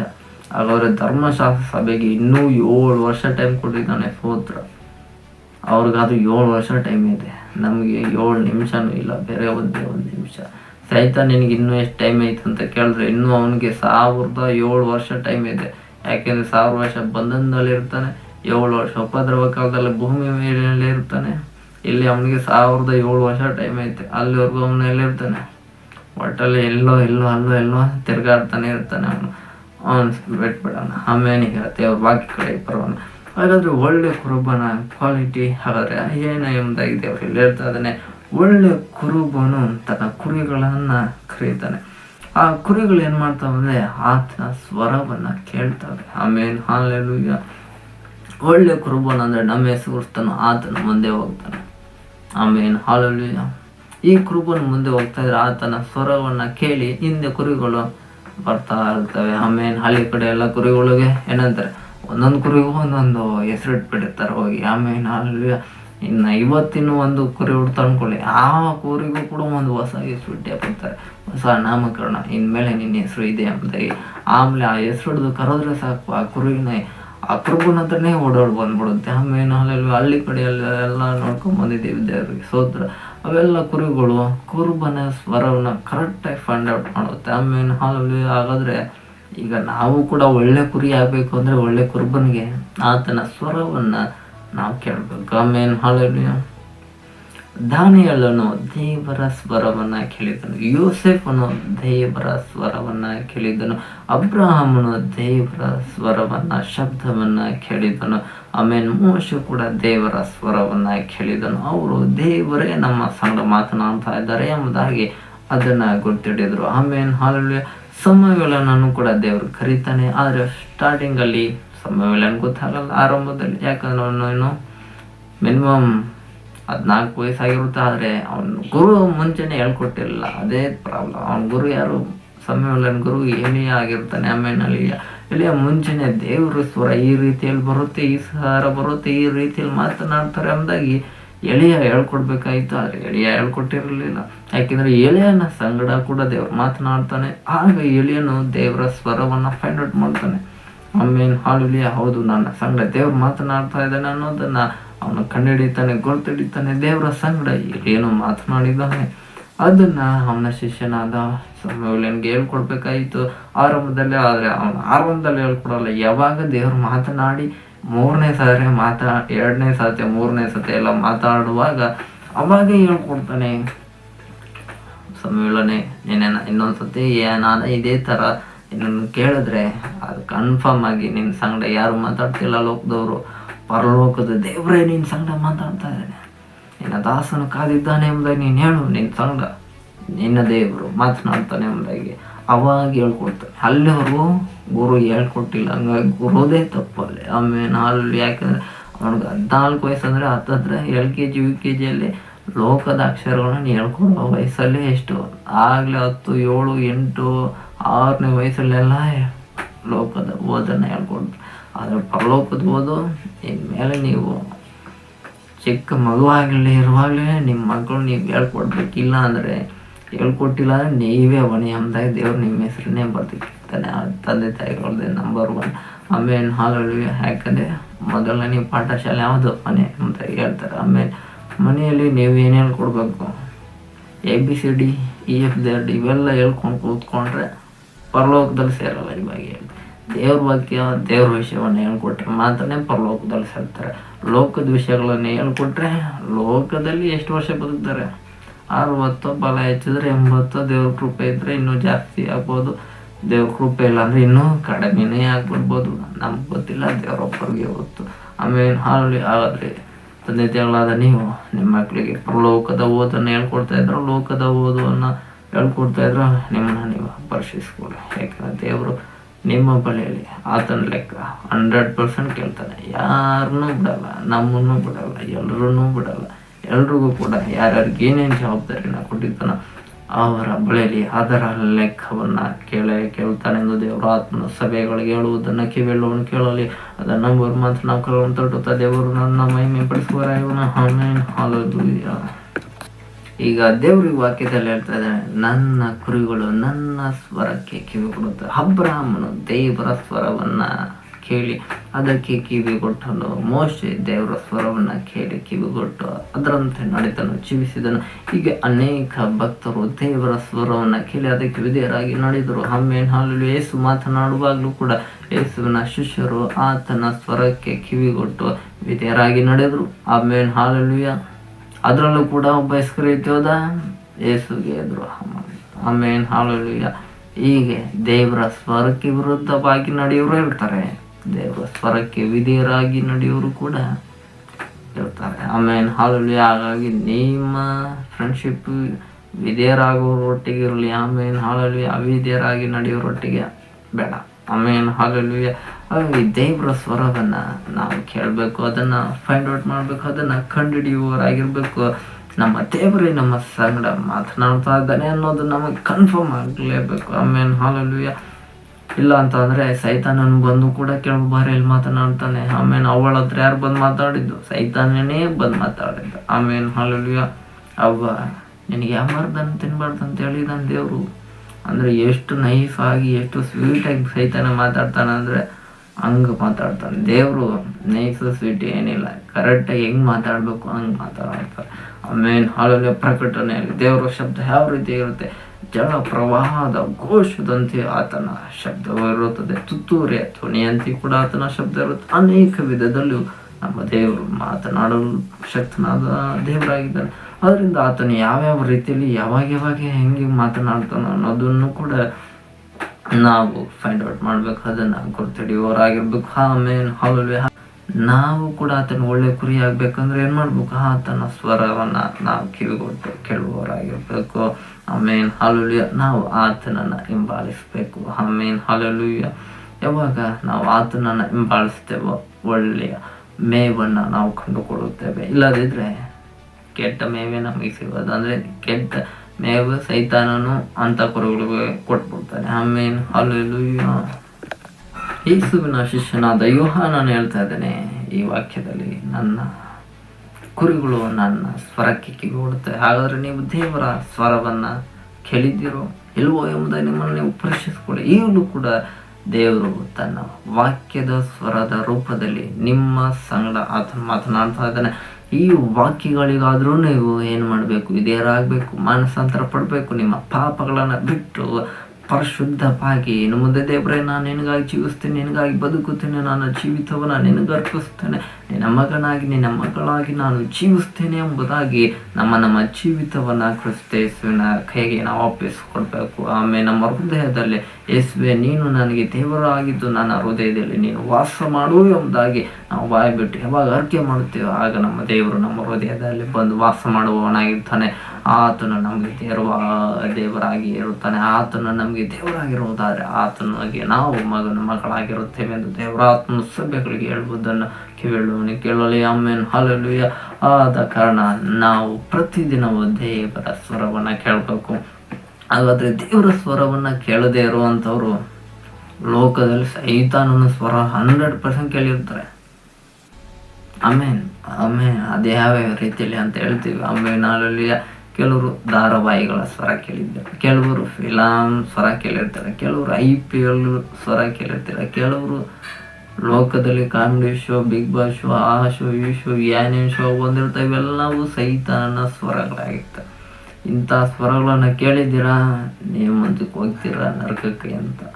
ಆದರೆ ದೇವರ ಸ್ವರವನ್ನು ಕೇಳಿದವರು ಮಾತ್ರ ದೇವರ ಪರಲೋಕದಲ್ಲಿ ನಿಮಗೆ ಪ್ರವೇಶ ಇರುತ್ತೆ. ಆಮೇಲೆ ಹಲ್ಲೆಲೂಯಾ. ಲೋಕದ ಸ್ವರಗಳಿಗೆ ಕೇಳಿದವರಿಗೆ ಪ್ರವೇಶ ಇರುತ್ತೆ, ಅದು ನರಕದ ಕಡೆಗೆ ಇರುತ್ತೆ ಎಂದು ದೇವರ ಆತ್ಮನ ಸಭೆಗಳಿಗೆ ಹೇಳುವುದನ್ನು ಕೇಳಲು ಅದನ್ನು ನಂಬರ್ ಮಾತನಾಡೋಣ ತಟ್ಟುತ್ತಾ ದೇವರ ನಾಮನ ಮಹಿಮೆ ಪಡಿಸುವರಾಗಿರೋಣ. ಆಮೇಲೆ ಹಲ್ಲೆಲೂಯಾ. ಇದನ್ನ ನೀನು ಯಾವ ಸ್ವರವನ್ನು ಕೇಳ್ತಿದ್ಯಾ? ನಿಮ್ಮ ಕುಟುಂಬದಲ್ಲಿ ಯಾವ ಸ್ವರ ಇದೆ? ಕೆಲವರು ಕುಟುಂಬಗಳಲ್ಲಿ ಜಗಳದ ಸ್ವರವೇ, ಜಗಳದ ಶಬ್ದವೇ ಇರುತ್ತೆ. ಇಂಥ ಸಭೆಗಳು, ಇಂಥ ವಿಶ್ವಾಸಿಗಳು ದೇವರಾಜ್ಯದಲ್ಲಿ ಹೋಗಲು ಸಾಧ್ಯವೋ? ಇಲ್ವೇ ಇಲ್ಲ. ನೀವು ದೇವರ ಸ್ವರವನ್ನು ಕೇಳಬೇಕು. ದೇವರ ವಾಕ್ಯಗಳು ನಿಮ್ಮ ಮನೆಯಲ್ಲಿ ಇರಬೇಕು, ದೇವರ ಪ್ರಾರ್ಥನೆಗಳು ನಿಮ್ಮ ಮನೆಯಲ್ಲಿ ಇರಬೇಕು, ದೇವರ ಆರಾಧನೆಗಳು ನಿಮ್ಮಲ್ಲಿ ಇರಬೇಕು, ನಿಮ್ಮ ಕುಟುಂಬಗಳಲ್ಲಿ ಇರಬೇಕು, ನಿಮ್ಮ ಜೀವಿತಗಳಲ್ಲಿ ಇರಬೇಕು, ನಿಮ್ಮ ಮಕ್ಕಳಲ್ಲಿ ಇರಬೇಕು. ಆಮೇಲೆ ಹಲ್ಲೆಲೂಯಾ. ಯಾವಾಗೆಲ್ಲ ನೀವು ದೇವರ ವಿಷಯದಲ್ಲಿ ಸಂತೋಷ ಪಡುವವರಾಗಿರ್ಬೇಕು. ಕೆಲವರ ಸಂತೋಷ ಎಲ್ಲ ಲೋಕದ ವಿಷಯಗಳಲ್ಲಿ, ಇನ್ನು ಮುಂದಿನ ತಿಂಗಳಲ್ಲಿ ಇನ್ನು ಹಬ್ಬಗಳು, ಹರಿದಿನಗಳು, ಇನ್ನು ನ್ಯೂ ಇಯರ್ಗಳು, ಪಾರ್ಟಿಗಳು, ಪಬ್ಗಳು ಇವೆಲ್ಲ ಫುಲ್ ಲೋಡ್ ಆಗ್ಬಿಡ್ತಾವಂತ ಎಲ್ಲ ಹೇಳ್ತಾರೆ ನ್ಯೂಸಲ್ಲಿ. ಆಮೇಲೆ ಹಲ್ಲೆಲೂಯಾ. ಹಾಗಾದರೆ ಅನ್ಯರು ಆ ರೀತಿ ಮಾಡೋದು ನಡೆಯೋದು ಓಕೆ. ಕೆಲವರು ಅನ್ಯರ ಜೊತೆಯಲ್ಲಿ ನಾವು ಬತ್ತಿ ನಡಿ ಎಂಬುದಾಗಿ ಹೋಗು, ನೋಡೋಣ, ಮಾಡೋಣ, ಪಾರ್ಟಿ ಮಜಾ ಮಾಡೋಣ, ಕುಡಿಯೋಣ, ಧೂಮಪಾನ, ಮದ್ಯಪಾನ ಎಲ್ಲವನ್ನ ಮಾಡುವಂಥ ವಿಶ್ವಾಸಿಗಳಾಗಿ ನೀವು ಬದಲಾದರೆ ನಿಮ್ಮ ಸಂಗಡ ದೇವ್ರು ಮಾತನಾಡಲ್ಲ. 100% ಸೈತಾನ ಮಾತಾಡ್ಬಿಡ್ತಾನೆ ಅವಾಗ.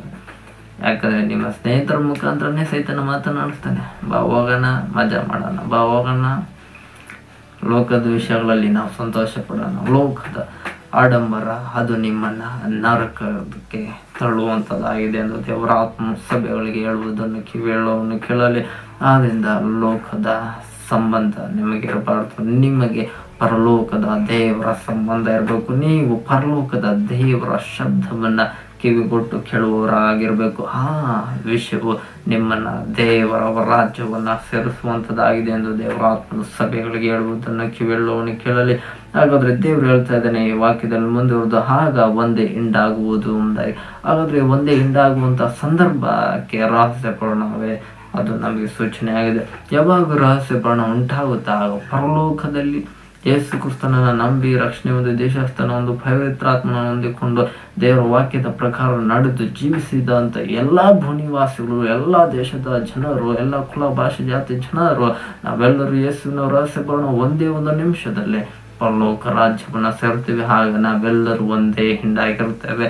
ನಮ್ಮೆಲ್ಲರಿಗೂ ಒಂದೇ ರೀತಿಯ ವಸ್ತ್ರ ಧಾರಣೆಗಳು ಇರುತ್ತೆ. ನಾವೆಲ್ಲರಿಗೂ ಕೂಡ ಪರಲೋಕದ ಒಂದೇ ಭಾಷೆ ಇರುವಂಥದ್ದಾಗಿದೆ. Amen, hallelujah. ನಮ್ಮೆಲ್ಲರಿಗೂ ದೇವರು ಒಬ್ಬನೇ ಆಗಿ ನಮ್ಮ ಸರ್ವಶಕ್ತನಾದ ದೇವರ ಮುಂದೆ ನಿಂತು ಶಾಶ್ವತವಾಗಿ ನಾವು ಆತನನ್ನು ಆರಾಧನೆ ಮಾಡುವ ಕೂಟದಲ್ಲಿ ನಾವು ಒಂದೇ ಹಿಂಡಾಗಿರುತ್ತೇವೆ ಎಂದು ದೇವರ ಆತನ ಸಭೆಗಳಿಗೆ ಹೇಳುವುದನ್ನು ಕಿವಿಯುಳ್ಳವನೇ ಕೇಳಲಿ. ಅದನ್ನು ಬರು ಮಾತು ನಾವು ಕರುಣ ತಟ್ಟುತ್ತಾ ದೇವರ ನಾಮವನ್ನು ಮಹಿಮೆ ಪಡಿಸುವರಾಗಿರೋಣ. Amen, hallelujah. ದೇವರಿಗೆ ಮಹಿಮೆ ಉಂಟಾಗಲಿ. ಇದೇ ವಾಕ್ಯದಲ್ಲಿ ಮುಂದುವರೆದ ಭಾಗದಲ್ಲಿ ಹೇಳ್ತಾ ಇದೆ, ನಮಗೆ ಒಬ್ಬನೇ ಕೃಪಣೆಗಳಿರುವನು. Amen, hallelujah. ನಮಗೆ ಒಬ್ಬನೇ ಕೃಪನು, ಆತನು ಯೇಸು. Our only shepherd is Jesus whom men ವೆಂಗೆಡಿ ಮ್ಯೂರೆನ್ ಶಿ ಯೇಸು.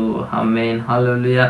ಹಾಗಾದ್ರೆ ನಮ್ಮೆಲ್ಲರಿಗೂ ಒಬ್ಬನೇ ಕೃಪನು, ಆತನು ಕರ್ತನು ರಾಜಾತಿ ರಾಜನಾದ ಯೇಸು ಕ್ರಿಸ್ತನ ಪರಲೋಕದಲ್ಲಿ ನಮಗೆ ಒಬ್ಬನೇ ಕುರುಬನಾಗಿ ಆತನು ನಮ್ಮ ಸಂಗಡವ ನಿರಂತರವಾಗಿ ಜೀವಿಸುವಂತ ದೇವರು, ನಮ್ಮ ದೇವರಾಗಿ ಆತನು ನಮ್ಮ ಸಂಗಡ ಶಾಶ್ವತವಾಗಿ ಇದ್ದೇ ಇರುತ್ತಾನೆಂದು ದೇವರಾತ್ಮನು ಸಭೆಗಳಿಗೆ ಹೇಳುವುದನ್ನು ಕಿವಿಯುಳ್ಳವನು ಕೇಳಲಿ ಎಂಬುದಾಗಿ ಅಂತ ದಕ್ಷಿಣಗಳಲ್ಲಿ ಸಭೆ ಆದ ನಮ್ಮೆಲ್ಲರ ಸಂಗಡ ದೇವರ ಆತ್ಮನು ವಿಶೇಷವಾಗಿ ಮಾತನಾಡುತ್ತಿದ್ದಾನೆ. Amen, hallelujah. ಹಾಗಾದ್ರೆ ಒಳ್ಳೆ ಕುರುಬನು ಏನೆಲ್ಲ ಮಾಡ್ತಾನೆ ಎಂಬುದಾಗಿ ದೇವರ ಆತ್ಮನಿಗೆ ಇಷ್ಟೊತ್ತು ನಮ್ಮ ಸಂಗಡ ಮಾತನಾಡಿದನು. ಹಾಗಾದ್ರೆ ಕೆಟ್ಟ ಕುರುಬನು ಯಾವ ರೀತಿಯಾಗಿರುತ್ತಾನೆ ಎಂಬುದಾಗಿ ನಾವು ದೇವರ ವಾಕ್ಯದ ಮುಖಾಂತರವಾಗಿ ಓದಿಕೊಳ್ಳುವವರಾಗಿರೋಣ.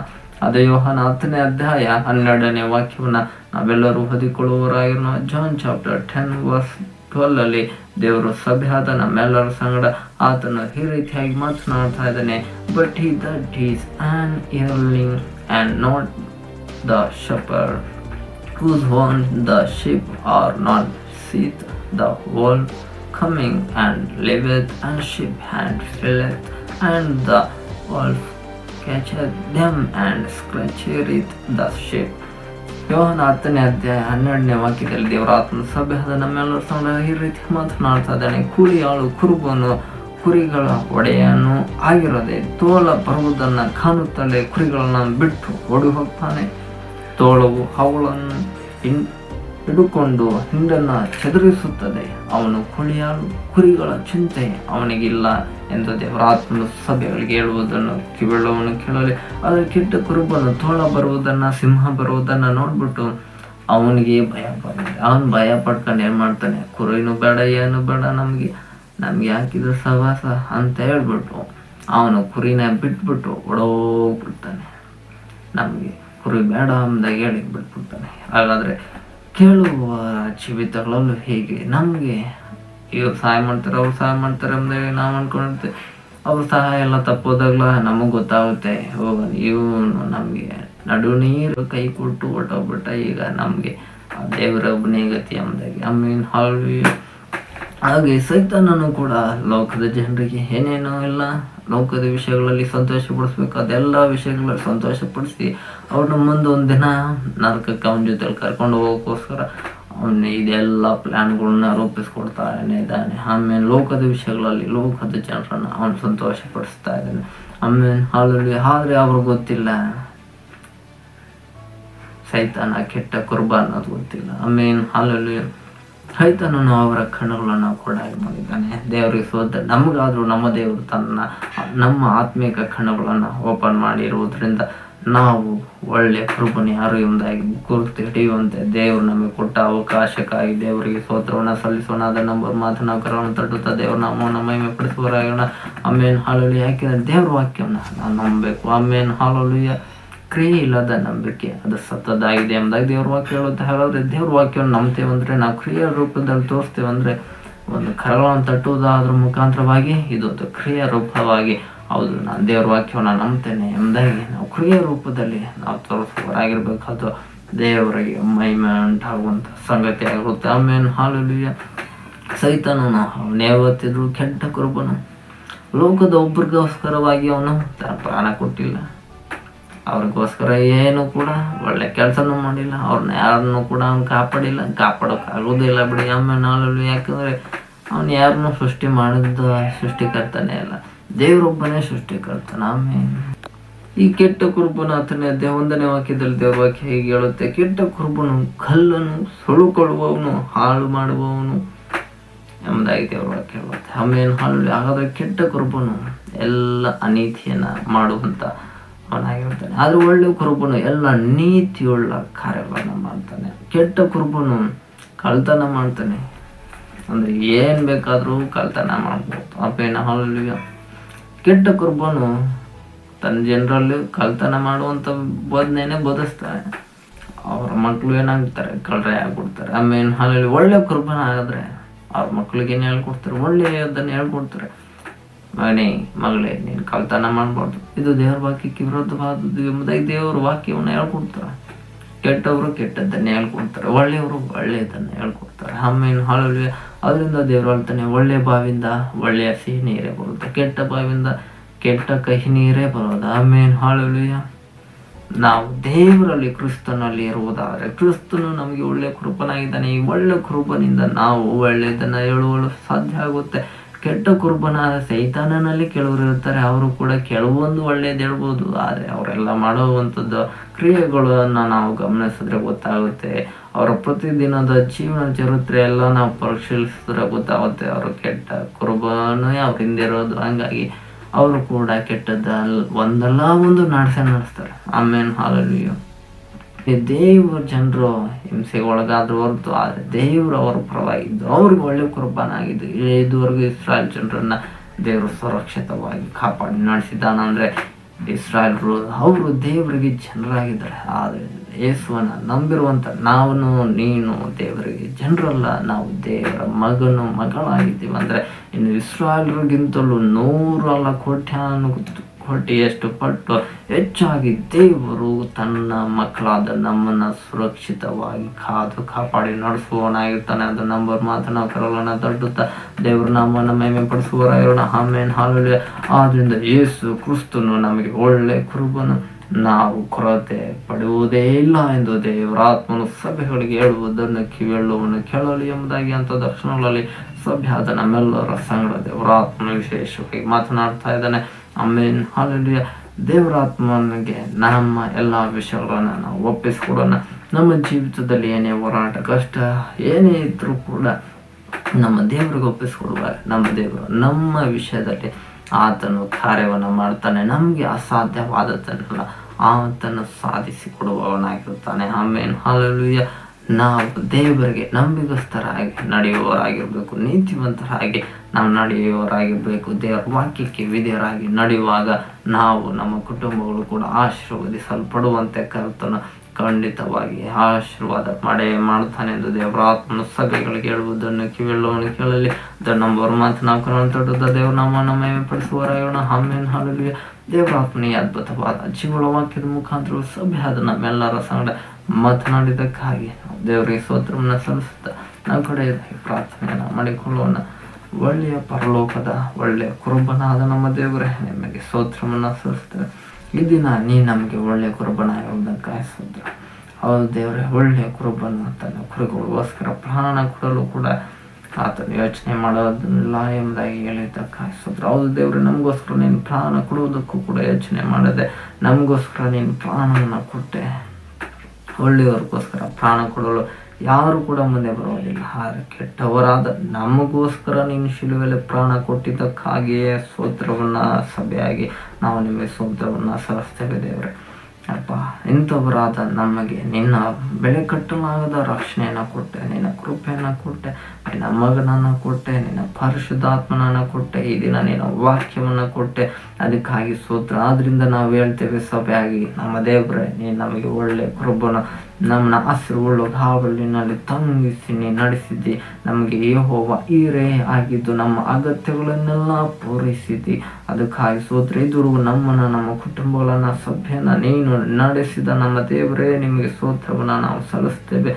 ಹೌದು ದೇವರೇ, ಒಳ್ಳೆ ಕುರುಬನಾದ ನಿನಗೆ ನಾವು ವಂದನೆಯನ್ನು ಸಲ್ಲಿಸ್ತೇವೆ. ಅಪ್ಪ, ನಿನ್ನ ಒಳ್ಳೆ ಕುರಿಗಳಾಗಿ ನಾವು ನಡೆಯುವಂತೆ, ಜೀವಿಸುವಂತೆ ನಮ್ಮನ್ನು ನೀನು ಆಶೀರ್ವದಿಸು. ಅನೇಕ ಬಾರಿ ದೇವರೇ ನಿನ್ನ ಸ್ವರವನ್ನು ಕೇಳದೆ ಸೈತಾನನ ಸ್ವರಗಳನ್ನು ಕೇಳಿ ಲೋಕದ ಜನರಂತೆ ನಡೆದವಂತ ನಮ್ಮೆಲ್ಲ ತಪ್ಪು ಪಾಪಗಳನ್ನು ಮನ್ನಿಸು ಎಂಬುದಾಗಿ ನಾವು ಸಭೆಯಾಗಿ ನಿನ್ನ ಬಳಿಯಲ್ಲಿ ಕೇಳ್ಕೊಳ್ತಾ ಇದ್ದೇವೆ ದೇವರೇ. ನಮ್ಮೆಲ್ಲ ತಪ್ಪು ಪಾಪಗಳನ್ನು ಮನ್ನಿಸು ದೇವರೇ. ನಾವು ನಿನ್ನ ಸ್ವರವನ್ನು ಮಾತ್ರವೇ ಪ್ರತಿದಿನ ಕೇಳತಕ್ಕಂತೆ ನಮ್ಮನ್ನು ಆಶೀರ್ವದಿಸು ಎಂದು ನಾವು ಪ್ರಾರ್ಥಿಸ್ತೇವೆ. ಅಪ್ಪ, ಈ ದಿನದಿಂದ ನಮ್ಮ ಜೀವಿತವನ್ನು ನೀನು ಬದಲಾಯಿಸು. ನಮ್ಮ ಜೀವಿತಗಳನ್ನು ನಿನ್ನ ಕರಗಳಿಗೆ ನಾವು ಒಪ್ಪಿಸಿಕೊಡುತ್ತೇವೆ. ಇದುವರೆಗೂ ನಮಗೆ ಅಸಾಧ್ಯವಾದ ಎಲ್ಲ ವಿಷಯವನ್ನು ನಿನ್ನ ಕರಗಳಲ್ಲಿ ಒಪ್ಪಿಸಿಕೊಡುತ್ತೇವೆ. ಎಲ್ಲವನ್ನ ನೀನು ನಮ್ಮ ಜೀವಿತದಲ್ಲಿ ಅಸಾಧ್ಯ ಆದ ವಿಷಯಗಳನ್ನು ಸಾಧ್ಯಪಡಿಸುವುದು, ನಡೆಸು ಎಂಬುದಾಗಿ ನಾವು ನಿನ್ನ ಬಳಿಯಲ್ಲಿ ಪ್ರಾರ್ಥಿಸ್ತಿದ್ದೇವೆ. ನಮ್ಮೆಲ್ಲ ವಿಷಯಗಳನ್ನು ನಿನ್ನ ಕರಗಳಲ್ಲಿ ಒಪ್ಪಿಸ್ಕೊಳ್ತೇವೆ. ನೀ ನಮಗೆ ಒಳ್ಳೆಯ ಕುರುಬನಾಗಿದ್ದೆ. ಅದಕ್ಕಾಗಿ ಸ್ತೋತ್ರ. ನಮ್ಮ ಅಗತ್ಯಗಳು ಏನೇ ಇದ್ರು ಅದನ್ನು ನಾವು ನಿನಗೆ ಹೇಳುವವರಾಗಿದ್ದೇವೆ. ನೀನು ನಮ್ಮ ಅಗತ್ಯಗಳನ್ನು ಪೂರೈಸುವನಾಗಿದ್ದೆ. ಅದಕ್ಕಾಗಿ ಸ್ತೋತ್ರವನ್ನು ಸಲ್ಲಿಸುವನಾಗಿದ್ದೇನೆ. ಯೆಹೋವಪ್ಪ, ದಾವೀದನಿಗೆ ನೀನು ಒಳ್ಳೆ ಕುರುಬನಾಗಿದ್ದೆ, ಅದರಂತೆ ನಮಗೂ ಕೂಡ ಒಳ್ಳೆ ಕುರುಬನಾಗಿ ನೀನು ಇರು ಎಂಬುದಾಗಿ ನಾವು ಪ್ರಾರ್ಥಿಸ್ತೇವೆ. ನಿನ್ನ ಬಳಿಯಲ್ಲಿ ವಿಜ್ಞಾಪಿಸ್ತೇವೆ. ಅಪ್ಪ, ನೀನು ನಮಗೆ ಒಳ್ಳೆ ಕುರುಬನಾಗಿದ್ದು ನೀನು ನಮ್ಮ ಜೀವಿತದಲ್ಲಿ ಮಾಡಿದ ಎಲ್ಲ ಉಪಕಾರಗಳನ್ನು ನಾವು ನೆನೆಸುತ್ತಾ ನಿನಗೆ ಸ್ತೋತ್ರವನ್ನು ಸಲ್ಲಿಸ್ತೇವೆ. ಇದುವರೆಗೂ ನಾವು ಉಳಿದಿರುವುದಕ್ಕೂ ನಿನ್ನ ಕೃಪೆಯಾಗಿರುವುದಕ್ಕಾಗಿ ಸ್ತೋತ್ರ. ನೀ ನಮ್ಮನ್ನು ಬದುಕಿಸಿದ್ದಕ್ಕಾಗಿ ಸ್ತೋತ್ರವನ್ನು ಸಲ್ಲಿಸ್ತೇವೆ ದೇವರೇ. ನಿನ್ನ ಬರೋಣಕ್ಕಾಗಿ ಸಭೆಯಾದ ನಮ್ಮೆಲ್ಲರನ್ನು ಎಲ್ಲ ದಿನವೂ ಎಲ್ಲ ಕ್ಷಣವೂ ಸಿದ್ಧಪಡಿಸುವಪ್ಪ. ನಿನ್ನ ವಾಕ್ಯವು ನಮ್ಮನ್ನು ಬಲಪಡಿಸಿರುವುದಕ್ಕಾಗಿ ಸ್ತೋತ್ರ. ಧೈರ್ಯವನ್ನು ಕೊಟ್ಟಿರುವುದಕ್ಕಾಗಿ ಸ್ತೋತ್ರ. ನಿನ್ನ ಧೈರ್ಯದ ಆತ್ಮವನ್ನು ನಮ್ಮೆಲ್ಲ ಸಭೆಯಾದ ಜನರಿಗೆ ದಯಪಾಲಿಸಿ ನಡೆಸು ಎಂದು ನಾವು ಪ್ರಾರ್ಥಿಸ್ತೇವೆ. ನಿನ್ನ ವಾಕ್ಯವು ಎಲ್ಲರನ್ನ ಧೈರ್ಯಪಡಿಸುತ್ತದೆ. ಧೈರ್ಯದ ಆತ್ಮನು ನೀನು ಎಲ್ಲರಲ್ಲಿ ಕಾರ್ಯವನ್ನು ಮಾಡು ದೇವರ ಆತ್ಮನೇ. ಅದಕ್ಕಾಗಿ ನಿನಗೆ ಸ್ತೋತ್ರವನ್ನು ಸಲ್ಲಿಸ್ತೇವೆ. ಇಂಥ ಅದ್ಭುತವಾದ ನಿಮ್ಮ ವಾಕ್ಯದ ಮುಖಾಂತರವಾಗಿ ನಮ್ಮ ಸಂಗಡ ಮಾತನಾಡಿದ್ದಕ್ಕಾಗಿ ನಾವು ನಿಮಗೆ ಸ್ತೋತ್ರ.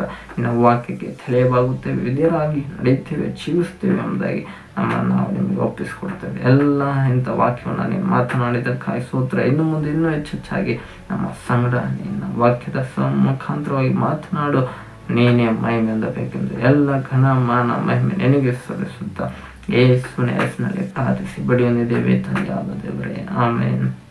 ನಮ್ಮ ತಂದೆಯಾದ ದೇವರ ಪ್ರತಿ ಕರ್ತನಾದ ಯೇಸು ಕ್ರಿಸ್ತನ ಕೃಪೆ, ಪವಿತ್ರ ಆತ್ಮನ ನೆನತೆ ಹಾಕಿತೆ ಇಂದೆಂದಿಗೂ ಸದಾಕಾಲ ಯೇಸು ಕ್ರಿಸ್ತನ ರಹಸ್ಯ ಬರುವವರೆಗೂ ಸಭೆಯಾದ ನಮ್ಮೆಲ್ಲರ ಸಂಗಡವೂ ಇರಲಿ. Amen, amen, amen. God bless you all. Amen.